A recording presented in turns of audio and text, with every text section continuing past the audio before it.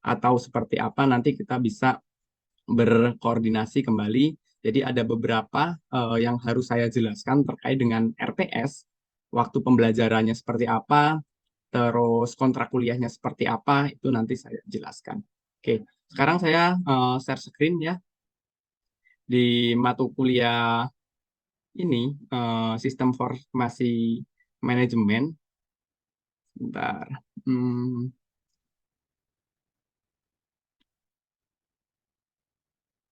belum nongol ya.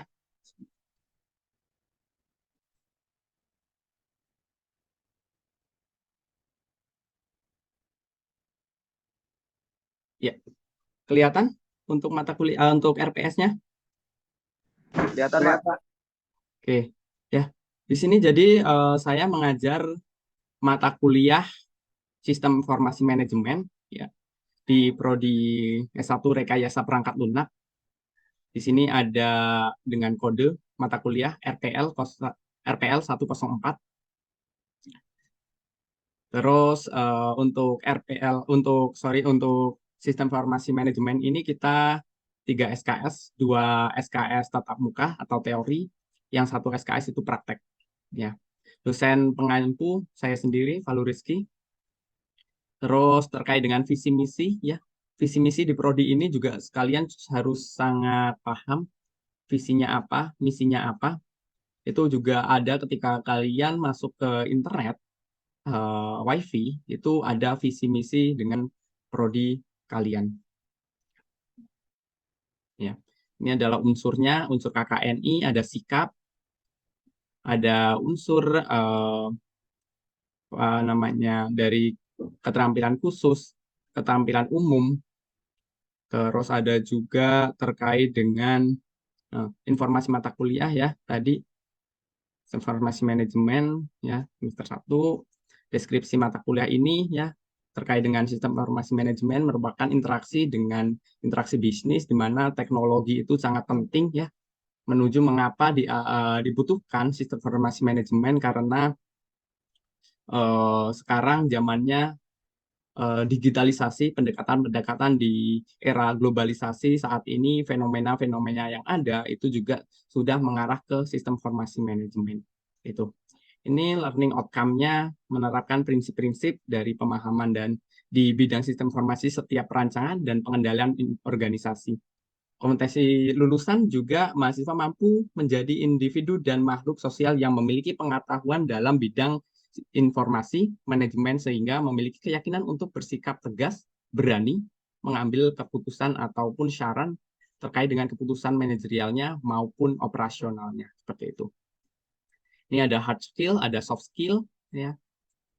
Ini ada pertemuan satu ya, pertemuan satu bahan kajiannya, materi pokoknya, strategi bentuk pembelajarannya seperti apa, kriteria indikatornya seperti apa, bobot nilainya seperti apa. Ini juga sudah tertuang di pertemuan satu, pertemuan dua, pertemuan ketiga juga hasilnya soft skill-nya juga sudah saya paparkan di situ.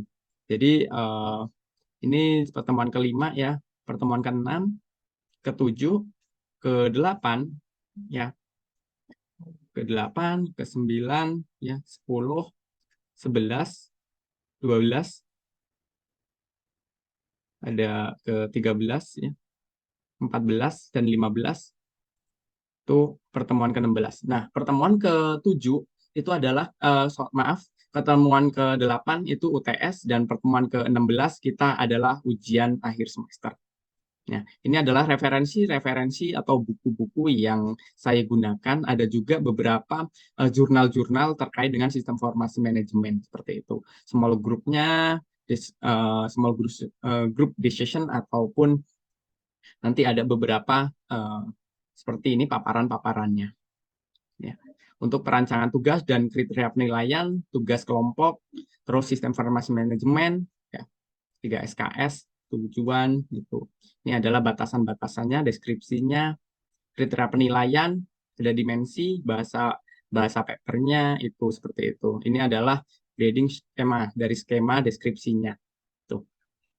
Kriteria komunikasinya, terus ada juga terkait dengan bahan pembelajaran, referensi, Tuh, penilaian nama pembimbing ini juga kelompok sistem informasi manajemen. Ya. Ini adalah ketentuan penyusunan makalah di mata kuliah sistem informasi manajemen. Itu mungkin ada pertanyaan dari RPS atau cukup paham di RPS ini? Cukup paham, Pak. Oke, cukup paham. Jadi kontrak kuliah mau berapa? Ada kontrak kuliah kita? UTS berapa? UTS 25, Pak. UTS 25, oke. Terus kuis?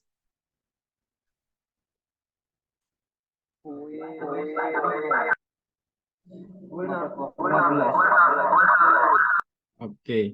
Jadi ada kuis, ada UTS, ada kehadiran ya. Itu adalah di mana setiap poin itu harus meliputi poin-poinnya. Jadi umpamanya 25, terus kehadiran contohnya 40 seperti itu. Itu juga harus diperhatikan kembali. Untuk kehadiran mungkin nanti ada beberapa mahasiswa yang tidak bisa hadir, itu juga harus konfirmasi ke saya, izin atau sakit atau seperti apa. Itu juga harus berkoordinasi melalui chat ataupun surat izin sakitnya. Oke, seperti itu ya. Paham mungkin ya? Paham, Pak.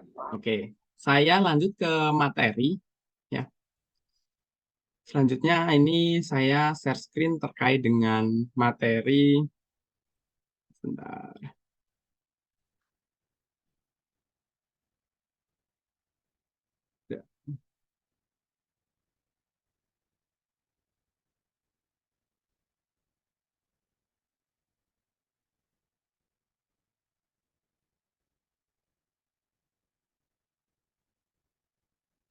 Ya, kelihatan ya? Sudah kelihatan? Sudah, Pak. Oke. Apa sih yang dimaksud dengan sistem informasi manajemen? Ya, ini di pertemuan ke-1 dari sistem informasi manajemen itu juga kita harus paham kembali gitu. Jadi di mana sistem informasi manajemen itu ya dengan berkembangannya teknologi yang terkini ya, semua hal sudah tergantungan pada teknologi, termasuk dalam bisnis. Dalam bisnis suatu informasi manajemen ya, itu juga adalah salah satu penerapan teknologi dalam bisnis ya, di mana sistem informasi manajemen itu juga dibutuhkan untuk membantu setiap perjalanan dengan baik ya. Hal ini akan apa ya namanya? Membantu dari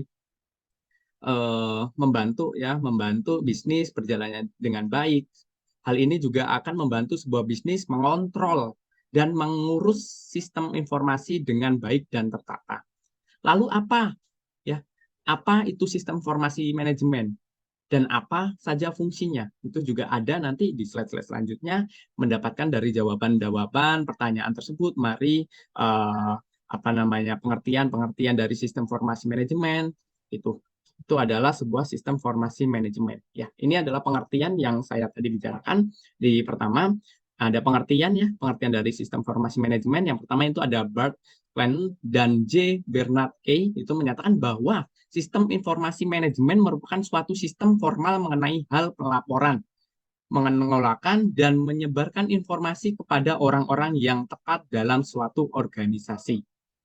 Ya, Linggi berpendapat sistem informasi sebagai jalinan hubungan dan lalu lintas keterangan dalam suatu organisasi melalui program pengumpulan, pengolahan, pemahaman, dan menyebarkan kepada pejabat yang berkepentingan. Terus selanjutnya itu ada dalam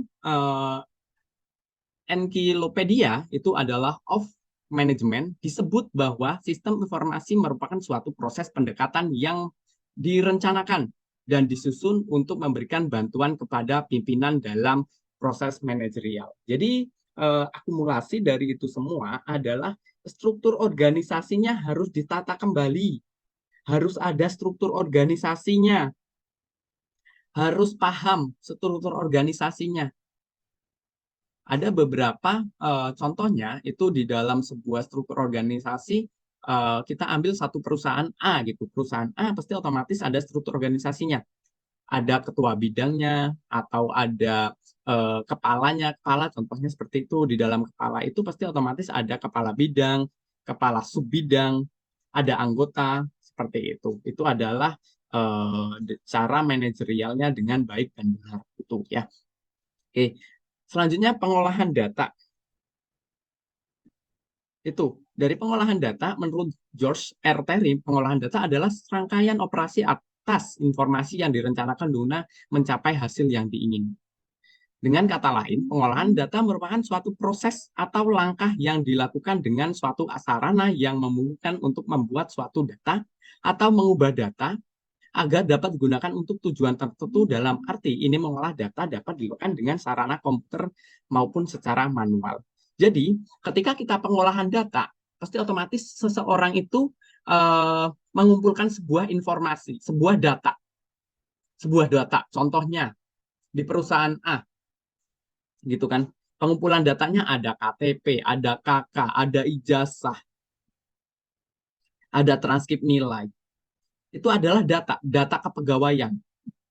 Setelah ada data kepegawaian, itu akan diolah. Ketika sudah diolah, akan menjadi sebuah informasi. Itu adalah yang dibutuhkan oleh seseorang atau manajemen-manajemen lainnya. Itu adalah pengolahan data. Ya. Dari beberapa pengertian-pengertian yang di atas tadi ya adalah sekumpulan bahwa sistem informasi manajemen itu dikembangkan dalam suatu organisasi dan disahkan bila diperlukan untuk memberikan data kepada rangkaian kepada ya manajemen untuk dasar pengambilan keputusan dalam rangka mencapai suatu tujuan-tujuan tertentu ya. Data tersebut diolah untuk manajemen untuk menjadi sebuah informasi. Nah, seperti itu. Itu adalah pengolahan data ataupun sistem informasi manajemennya. Jadi ketika sudah mempunyai data, data itu diolah akan menjadi sebuah sistem informasi atau informasi-informasi yang dibutuhkan oleh seseorang atau manajemen-manajemen yang ada. Oke, dari sini ada pertanyaan mungkin? Izin bertanya, Pak. Oke, silakan. Apa sih, Pak, tantangan utama yang dihadapi dalam implementasi sistem informasi manajemen di organisasi? Oke, pasti otomatis ada tantangannya. Entah dari manajemen yang ada, orang dalamnya seperti apa, ataupun pengelolaan dari sistem informasi manajemen itu. Entah itu dari manusianya, usernya, ataupun dari apa namanya, dari hardware-nya atau software-nya. Itu juga akan berpengaruh di dalam sebuah penataan pengolahan sebuah sistem informasi manajemen itu tadi. Sebuah sistem informasi manajemen itu bukan hanya dari manusianya, tetapi juga ada dari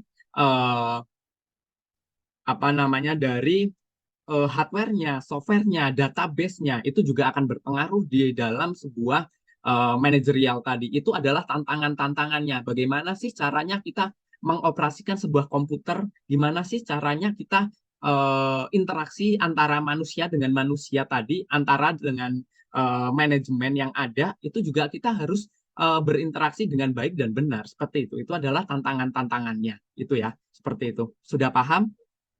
Paham, Pak. Terima kasih, Pak. Oke, kita lanjut ya. Oke, ini adalah Ya, pengelolaan data. Ada 8 pokok pengolahan data yang meliputi branding. Ya, itu membaca, harus dibaca apa situasi-situasi yang ada. Entah itu dari ya itu tadi, entah itu dari manusia ke manusianya, entah manusia dengan komputer itu juga sangat berpengaruh. Input masukan, ya, input memasukkan sebuah data, pengolahan data itu tadi ya. Terus selanjutnya ada output, keluaran. Apa sih yang kita hasilkan dari sebuah inputan tadi? Itu sortir atau menyortir. Sebuah sistem informasi atau data itu tidak langsung kita ambil begitu saja, tetapi kita mensortir data ini benar atau tidak. Data ini apa namanya? Ketika kita olah hasilnya akan seperti apa? Itu kita sortir kembali agar dihasilkan sebuah pengolahan data dengan baik dan benar nantinya. Ya, transmitting, memindahkan dari sebuah data, umpamanya contohnya memindahkan dari data A ke B ataupun dari komputer satu ke komputer yang selanjutnya. Itu adalah pemindahan. Calculating, ya, itu menghitung adalah kita lagi dihitung kembali hasil dari pengolahan data tadi ya, seperti itu. Comparing itu adalah membandingkan. Selanjutnya ada storing, penyimpanan. Itu adalah pengolahan data. Ini adalah selanjutnya fungsi informasi. Dalam pengertian ini, yang disebut informasi adalah hasil olahan data sebagai bahan dari pengambilan keputusan pimpinan dalam beberapa referensi disebut fungsi utama informasi adalah menambahkan ya pengetahuan atau mengurangi ketidakpastian pemakai informasi. Itu dikatakan mengurangi ketidakpastian karena informasi berfungsi untuk memberikan gambaran tentang suatu permasalahan sehingga pengambilan keputusan dapat menentukan keputusan secara lebih cepat sehingga itu informasi juga memberikan standar aturan maupun indikator bagi pengambil keputusan untuk menentukan keputusan-keputusan yang baik. Nah, itu juga berpengaruh dengan SPK, sistem penunjang keputusan. Itu kembali juga antara SIM, sistem informasi manajemen, itu juga berpengaruh dengan sistem penunjang keputusan. Di situ ketika kita meneliti, kita penelitian deh gitu. Kita mengambil judul, ada perusahaan A itu akan berlomba-lomba untuk peningkatan diri gitu. Maksudnya di peningkatan diri itu pasti otomatis di akhir tahun atau di awal tahun, di akhir tahun biasanya. Di bulan Desember ataupun September itu adalah pemilihan karyawan terbaik. Contohnya, dalam 1 tahun, karyawan yang terbaik itu ada beberapa eh, estimasinya ataupun di dalam sebuah eh, pemilihan karyawan terbaik itu pasti otomatis ada krit-kritnya, ada kriterianya ya, ada kriterianya seperti apa dari eh, ijazahnya, dari dia masuk kerjanya telat atau tidak, itu juga harus dilihat kembali gitu. Jadi sistem penunjang keputusan menentukan karyawan terbaik menggunakan Fajitopsis atau menggunakan Topsis atau bisa juga menggunakan AHP atau SAW. Itu adalah salah satu contoh untuk sebuah penelitian-penelitian yang ada. Jadi itu nanti bisa dilihat banyak jurnal-jurnal di jurnal Scopus ataupun jurnal dosen-dosen kita juga banyak untuk penelitian-penelitian menggunakan SPK, sistem penunjang keputusan. Ya, itu. Oke, ini adalah fungsi informasi juga dalam kasus seperti ini, contohnya tersebut faktor koordinasi sulit dilaksanakan. Oleh karena itu, adanya koordinasi. Ya, jadi setiap kita koordinasi, ngobrol deh seperti itu. Ngobrol atau bertukar informasi secara efisien, tidak efisien itu juga bisa kelihatan gitu. Ketika kita mencari sebuah informasi ke teman kita, tetapi teman kita tidak memberikan informasi dengan valid, itu adalah informasi tidak efektif ya seperti itu. Terus berangkat dari kondisi seperti itu ya seperti di atas maksudnya perlu diciptakan sistem informasi manajemen dalam sistem informasi sebanyak apapun akan dapat dikelola secara efektif dan efisien. Jenis informasi, pengumpulan informasi, kebutuhan informasi, serta ketepatan penggunaan informasi. Itu juga harus kita perhatikan di dalam sebuah fungsi-fungsi informasi ya. Oke, selanjutnya ada ini ya, ada maaf. Ini manajemen informasi pada organisasi, manajemen tingkat atas, ISS ya, Executive Support System adalah ini kepala biasanya seperti itu. Terus ada manajemen tingkat menengah, Decision Support System, ada MIS, Manajemen Information System, ada Office Automation. Itu adalah beberapa. Terus ada bagian operasional, DP, Data Processing, ada TPS, Transaction Processing System. Itu adalah manajemen bagaimana sih, yaitu tadi seperti saya bilang yang pada awal pertama itu tadi, setiap manajemen, setiap perusahaan itu pasti otomatis ada struktur organisasinya. Ini adalah yang disebut struktur organisasinya. Ya, di mana manajer ditemukan, manajer dapat ditemukan di mana saja ya. Tetapi perlu disadari bahwa mereka ada berbagai tingkat dan berbagai bidang fungsional di dalam perusahaan. Ada 3 fungsional, perusahaan terdiri dari 3 bidang utama, yaitu pemasaran, manufaktur, dan keuangan. Itu adalah packing pack masing-masing sudah ada, sudah ditentukan ya. Ini fungsi manajernya menurut Henry Fayol ya, planning, manajemen merencanakan plan, itu organization, staffing, directing, controlling, itu adalah fungsi dari manajemen dari pernyataan Henry Fayol. Model-model tingkat yang umum pada perusahaan ada sistem lingkaran terutama, sistem perusahaan dengan sistem lingkaran terbuka, perusahaan sistem terbuka, terus hubungannya seperti apa. Pasti otomatis ketika ada sebuah inputan, ada proses, ada output. Ketika kita menginputkan, pengetikan contohnya, penginputan sebuah data. data penjualan contohnya, pasti otomatis kita proses melalui CPU, motherboard dan lain sebagainya. Ketika kita proses oleh manusia itu, oleh user itu, ya. Ketika sudah diproses, outputnya, hasilnya apa? Hasilnya adalah printout. Printout itu adalah sebuah sistem formasi atau informasi yang dibutuhkan oleh perusahaan tersebut. Itu adalah model-model dari sebuah sistem yang umum pada perusahaan. Ya. Ini sama kurang lebih seperti itu. Ini ada umpan balik yang digunakan untuk proses pengendalian adalah informasi dengan dimensi-dimensi sebagai berikut. Ada relevansinya, ada akurasinya, ada ketepatan waktu, kelengkapan. Itu juga harus diperhatikan oleh manusianya itu sendiri. Kita relevan nggak sih data ini? Akurasi nggak sih? Ketepatan waktu dalam pengerjaan sebuah sistem informasi cepat nggak sih? Kelengkapan data juga perlu kita perhatikan, lengkap nggak data-data yang kita inputkan, kita proses, outputnya seperti apa, itu juga harus diperhatikan kembali. Ya. Ini ada SIM, Sistem Informasi Manajemen. Ketika Sistem Informasi Manajemen, banyak sekali ya, itu ada personalia atau orangnya, manusia itu sendiri, ada keuangan, ada sosial, A, B, C, D, seperti itu. Itu kita banyak sekali berinteraksi dengan orang ataupun berinteraksi dengan sistem informasi manajemen yang ada. Itu juga harus kita perhatikan di dalam sebuah perusahaan. Itu pengembangan sistem informasi manajemen ini ya sebuah organisasi di mana sebuah organisasi membutuhkan sebuah informasi keterkaitan dengan relasinya yang sesuai dengan di luar organisasi juga itu juga berpengaruh dengan diperlukan juga koordinasi komunikasi yang sistematik itu juga sangat diperlukan. Tuh. Ini ada tadi oleh karena itu di dalam sebuah perkembangan SIM harus dirancang agar mampu berfungsi efektif. SIM harus mendapatkan data-data yang sedekat-dekatnya dengan pencipta data dan kontribusinya pada pengolahan sistem informasi yang membutuhkan. Gitu.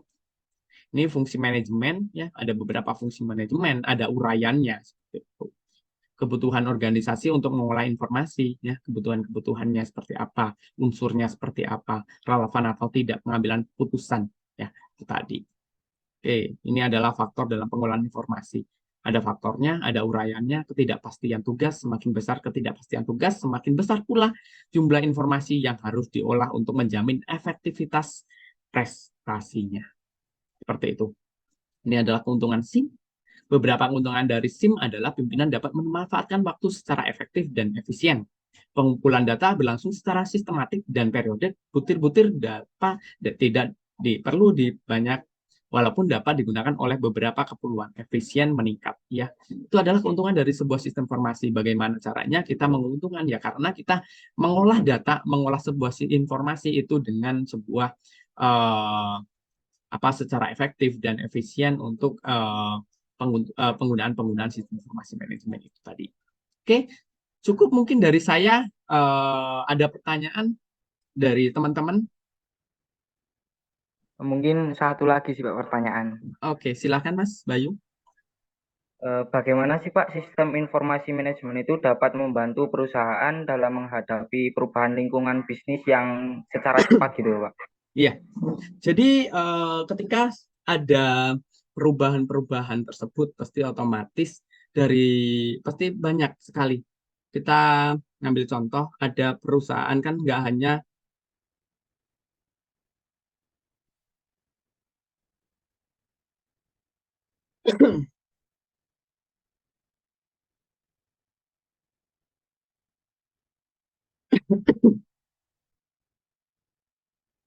Oke. Halo Mas Bayu. Iya Halo. Pak, Oh ya, masih ada suara saya? masih Pak. Ya, jadi kita ngambil contoh ada perusahaan A dan perusahaan B. Itu pasti otomatis ada eh, bisa dikatakan antara dua perusahaan itu saling bersaingan ya. Nggak cuma hanya perusahaan, tetapi kita ngambil contoh yang enak. Ada counter A dengan counter B, ya kan? Berhadapan ataupun sampingan. Otomatis kita dari sebuah manajemen itu dia lebih unggul mana sih gitu. Contohnya dengan eh, yang B deh dari perusahaan dari perusahaan B itu ataupun dari counter itu yang lebih unggul yang B. Kita mengambil contoh pelayanannya. Ketika sebuah perusahaan, sebuah penjualan, sebuah counter, itu ketika pelayanannya dengan baik, sesuai dengan SOP, sesuai dengan SOP yang ada, itu otomatis ketika pertama mungkin kita salam, selamat siang Mbak, gitu, atau selamat siang Mas, mau beli handphone apa, seperti itu. Pasti dari situ aja yang beli otomatis akan lebih lebih enak mendengarnya ataupun lebih lebih oh saya dihargain seperti itu. Bukan kita mencari sebuah penghargaan, tetapi ketika manajemen itu ada sesuai dengan SOP, itu akan mempermudah sebuah sistem formasi manajemen itu berjalan. Itu adalah salah satu contohnya. Itu agar mempermudah sebuah sistem formasi manajemen agar sebuah manajemen itu lebih efisien digunakan, lebih enak digunakan sesuai dengan SOP-SOP yang ada. Itu Mas Bayu. Baik, Pak. Terima kasih, Pak. Oke, yang lain mungkin? Pak izin bertanya, Pak. Oke, silakan. Bagaimana peranan sistem informasi dalam mendukung operasional dan tujuan organisasi? Oke, terima kasih pertanyaannya. Jadi ketika pendukungan, jadi ketika sudah ada sebuah sistem formasi manajemen, contohnya ketika di rumah sakit deh, ya kita ngambil contoh rumah sakit gitu. Ketika suatu rumah sakit masih menggunakan manual, rekam medisnya manual, nulis tuh ada pasien datang menulis dengan contohnya ditanyakan nama, NIK, nomor induk kepegawai, KTP ya, sorry, NIK tadi KTP, seperti itu. Pasti otomatis menggunakan jangka waktu yang agak lama. Nah, ketika sudah daftar, pasien itu datang kembali ke rumah sakit tersebut. Dari pihak rumah sakit akan mencari sebuah sistem formasi atau mencari sebuah rekam medisnya, itu pasti akan kesulitan ketika manual. Dia mencari di lemari itu dengan beribu-ribu data, otomatis mencarinya satu-satu. Ketika sudah ada sistem formasi manajemen, pengelolaan dengan baik, aplikasi-aplikasi dengan yang ada di rumah sakit tersebut, pasti otomatis ketika mencari nama atau mencari NIK KTP tersebut, otomatis akan keluar semua rekam medisnya. Kapan dia berobat, bulan apa aja dia berobat, penyakit riwayatnya apa aja, itu akan ketahuan semua. Tetapi kalau masih manual, itu akan kesulitan di dalam bidang manajemen itu tadi. Mencarinya data, itu akan kesulitan. Gimana, Ham? Baik, Pak. Terima kasih, Pak. Oke, terima kasih Mas Romadoni. Mungkin pertemuan pertama yang bisa saya jelaskan itu saja. Jika mungkin nanti ada pertanyaan ataupun ada yang masih kurang paham, kita diskusikan di pertemuan kedua dan mohon pertemuan kedua nanti membawa bahan-bahan apa aja yang harus kita apa namanya kita bahas di pertemuan kedua. Mungkin itu aja dari saya. Sekian dari saya. Wabillahi taufik walhidayah. Wassalamualaikum warahmatullahi wabarakatuh. Waalaikumsalam warahmatullahi wabarakatuh. Terima kasih, Pak. Oke, makasih ya Mas ya. Cukup itu aja sih. Oh, iya, Oke, Pak. Pak. Ya, Ya, oke. sama-sama, Pak. Nanti kalau ada yang apa namanya, ini nanti saya cek dulu. Nanti saya hubungin lagi ketika ada yang kurang atau seperti apa ya. Baik, Pak. Oke, makasih Baik, ya Mas Pak. ya. Yuk, bisa lab. Ya. Oke, yuk, Assalamualaikum. Waalaikumsalam Wabarakatuh. warahmatullahi wabarakatuh. Ada ini